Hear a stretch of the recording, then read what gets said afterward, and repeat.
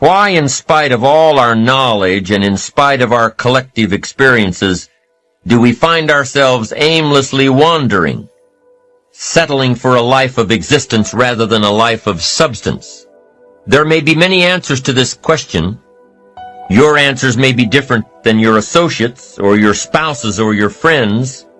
While there may be many answers to this question, the fundamental answer is the absence of disciplines for success. Applying all that we know. That's the key word, discipline, self-discipline. We might add one more word here, consistent. Consistent self-discipline. It doesn't really matter how smart you are or how much you know if you don't use it. It doesn't really matter that you graduated magna cum laude if you're stuck in a low-paying job. It doesn't really matter if you attended every seminar that comes to town if you don't apply what you've learned. Better than knowledge is applied knowledge. And once we've applied our knowledge, we must study the results of that process. Apply our knowledge, study the results. Refine our approach. Finally, by trying and observing and refining and trying again, our knowledge will inevitably produce worthy results. But for this whole process to work for us, we must first master the art of discipline, self-discipline, consistent self-discipline. It takes consistent self-discipline to master the art of setting goals, to master the art of time management, to master the art of leadership, to master the art of parenting and relationships. If we don't make consistent self-discipline part of our daily lives, the results we seek will be sporadic and elusive. It takes a consistent effort to truly manage our valuable time, or we'll be consistently frustrated. Our time will be eaten up by others whose demands are stronger than our own. It takes discipline to conquer the nagging voices in our minds, the fear of failure, the fear of success, the fear of poverty, the fear of a broken heart. It takes discipline to keep trying when that nagging voice within us brings up the possibility of failure. It takes discipline to admit our errors and recognize our limitations. The voice of the human ego speaks to all of us. Sometimes the voice of ego says that we should magnify our value beyond our results. It leads us to exaggerate, to not be totally honest. It takes discipline to be totally honest, both with ourselves and with others. Be certain of one thing. Every exaggeration of the truth, once detected by others, destroys our credibility and makes all that we say and do suspect. As soon as a business colleague figures out that we tend to exaggerate, guess what? They'll always think we exaggerate, and they'll never quite hold us in the same regard again. Never. The tendency to exaggerate, distort, or even withhold the truth is an inherent part of all of us. It starts when we're kids. Johnny says, "I didn't do it. I didn't do it." Well, maybe Johnny didn't do it, but he probably had something to do with it. And then it continues when we're adults, exaggerating the benefits of a product to make a sale, exaggerating our net worth to impress old friends, exaggerating how close we are to closing a deal to impress the boss. And only an all-out, disciplined assault can overcome this tendency. It takes discipline to change a habit, because habits are formed a little bit each day, every day, every day. Once habits are formed, they act like a giant cable. They act like a nearly unbreakable instinct that only long-term disciplined activity can change. We must unweave every strand of the cable of habits slowly and methodically until the cable that once held us in bondage becomes nothing more than scattered strands of wire. It takes the consistent application of a new discipline, a more desirable one, to overcome one which is less desirable. It takes discipline to plan. It takes discipline to execute our plan.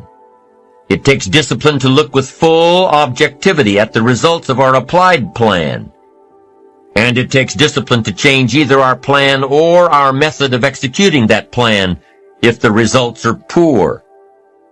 It takes discipline to be firm when the world throws opinions at our feet. It takes discipline to ponder the value of someone else's opinion when our pride and our arrogance leads us to believe that we are the only ones with the answers. With this consistent discipline applied to every area of our lives, we can discover untold miracles and uncover unique possibilities and opportunities. Now, if discipline is the key word and if discipline is the key action, then what exactly is discipline? One good answer might be that discipline is a constant human awareness of the need for action and a conscious act by us to implement that action. Discipline is an awareness of the constant need for action and a conscious act to implement that action. If our awareness and our implementations occur at the same time, then we begin a valued sequence of disciplined activity. Now here's the other side of discipline. If there's considerable time that passes between the moment of awareness and the time of our implementation, then that is called procrastination. Procrastination, doing it tomorrow instead of today. Procrastination, an almost exact opposite of discipline. The voice within us says, get it done. Discipline then says, do it now. Do it to the best of your ability, today, tomorrow, and always, until finally the worthy deed becomes instinctive. In every circumstance we face, we are constantly presented with these two choices. Do it now or do it later. Discipline and procrastination. A choice between a disciplined existence bearing the fruit of achievement and contentment or procrastination. The easy life for which the future will bear no fruit, only the bare branches of mediocrity. The rewards of a disciplined life are great, but they're often delayed until some time in the future. The rewards for the lack of discipline are immediate, but they are minor in comparison to the immeasurable rewards of consistent self-discipline. You can keep your focus on your work. You can get it done today instead of tomorrow. You've got to really work on your consistent self-discipline on a daily basis, or you'll find yourself distracted. Distracted by negative thoughts, distracted by negative people, distracted by water cooler chatter, and pretty soon, depending on the type of people you've associated with, distracted by your doubts within yourself. Never underestimate the power of influence and associations. And never underestimate the power of your own consistent self-discipline. Now let's take a closer look at discipline, at the 3 steps to becoming disciplined. First, true discipline is not the easiest option. Most people would rather sleep until 10 o'clock than get up at 6. It's easier to go to bed late, sleep late, show up late, leave early. It's easier not to read. It's easier to turn on the television than to open a book. It's easier to do just enough than to do it all. Waiting is always easier than acting. Trying is always easier than doing. Imagine what life would be like if we didn't have to make our bed in the morning, or keep our garage clean, or pay our taxes, or show up for work tomorrow. Wouldn't it be fascinating if we didn't have to do these things? Wouldn't it be fascinating? What do you suppose would become of us? You're right. Not much. For whatever the reason, the system we live in and contribute to is designed to make the easiest things in life the most unprofitable. Profitable seems to be the most difficult. Our world is and always will be a constant battle between the life of ease and its momentary rewards and a life of discipline and its far more significant rewards. Each has its own price, the price of discipline or the price of regret. We will pay one or the other. What we wish we had done is the voice of regret, speaking in a sorrowful tone at a time when there is no going back. This is regret. No second chance. No what would I do differently. Choose one or the other, but both will have their price, the price of discipline or the price of regret. One costs pennies, the other a fortune. The first lesson of discipline is that it isn't the easiest option. The second lesson of discipline is that it's a full-time activity. And we've said that the best form of discipline is consistent self-discipline. You see, the discipline that it takes to make your bed every day is the same discipline necessary for success in the world of business. The discipline to organize your garage is the same discipline to organize your business. All disciplines carry through to affect all parts of our lives. If we're disciplined in just one area and lazy in another, guess what? Pretty soon, the lazy side will creep in and destroy the disciplined side. The bad habits in one area of our life will eventually destroy our self-discipline in the areas we've been working on. Consistency cannot be inconsistent. Discipline is the mind being trained to control our lives. Discipline is a set of standards which we've selected as a personal code of conduct. Discipline is imposing on ourselves the requirements for honoring these standards. Once we've adopted these standards of behavior and conduct, we're committed to honor them. And if we don't, then there can be no disciplined activity. We find ourselves announcing our standards to our relatives, our friends, our associates. We shout our beliefs and condemn those who believe any differently, but then we don't walk the talk. We end up acting in a way far different from the beliefs we've shouted. We tell our kids that the TV is rotting their minds, yet we spend our evenings in front of it. We tell our employees that they must take advantage of every minute of the working day, yet we spend 3 hours at lunch. Do as I say, not as I do. This is inconsistent. This leads to a loss of credibility among those who watch us. And more importantly, this leads to a loss of credibility within ourselves. The only thing worse than one who is inconsistent in applying their self-imposed disciplines is one who has never considered the need or the value of discipline at all. These people seem to wander aimlessly, changing procedures, changing standards, changing loyalties, and shifting frequently from one commitment to another, leaving behind a trail of broken friendships, unfinished projects, and unfulfilled promises, all because of a discipline that was either non-existent or imposed so infrequently that it was ineffective. Here's the third step to becoming consistently self-disciplined. Number 1 is realizing that discipline isn't the easiest option. Number 2, discipline is a full-time activity, day by day, every day. And the third step to becoming self-disciplined is really a philosophy that holds one of life's unique promises. Number 3 simply says, for every disciplined effort, there is a multiple reward. That's one of life's great arrangements. It's like the law of sowing and reaping. In fact, it's an extension of the biblical law that says if you sow well, you reap well. Now here's a unique part of the law of sowing and reaping. Not only does it suggest that we'll all reap what we've sown, it also suggests that we'll reap much more. Life is full of laws that both govern and explain behaviors.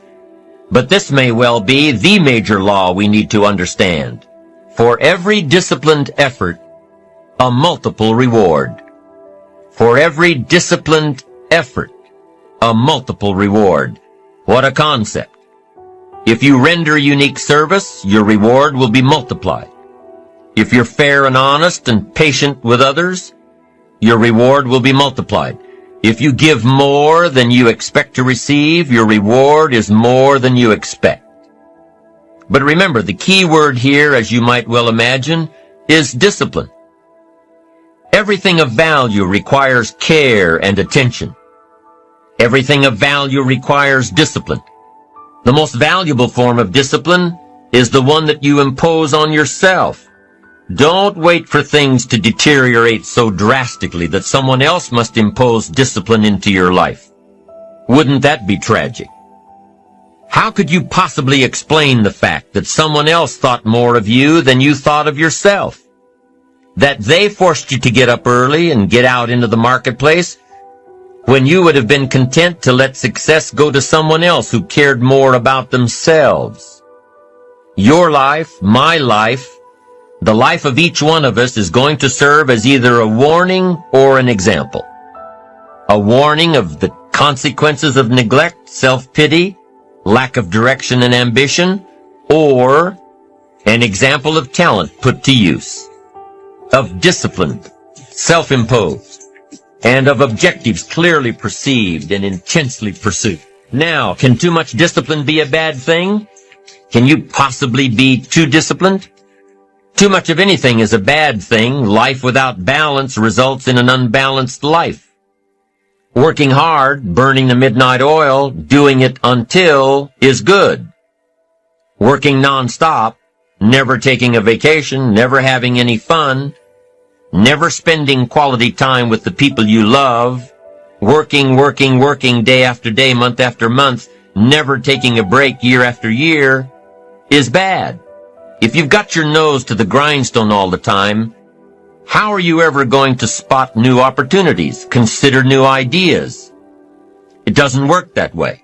You've got to stop and ponder where you've been and where you're going. You've got to reflect so you know if you're even on the right track. Everyone has heard the story of Willie Loman in the play Death of a Salesman. Willie was a workaholic. He typified the old-fashioned concept of success. After all, if you're always working, you must be successful. No, it doesn't work that way. For workaholics, there's never enough work. They can work 10, 12, 14 hours a day, take 2 jobs, work them back to back. The only satisfaction is fighting off sleep, denying life's pleasures, getting more tasks done. Some people are impressed with this type of behavior.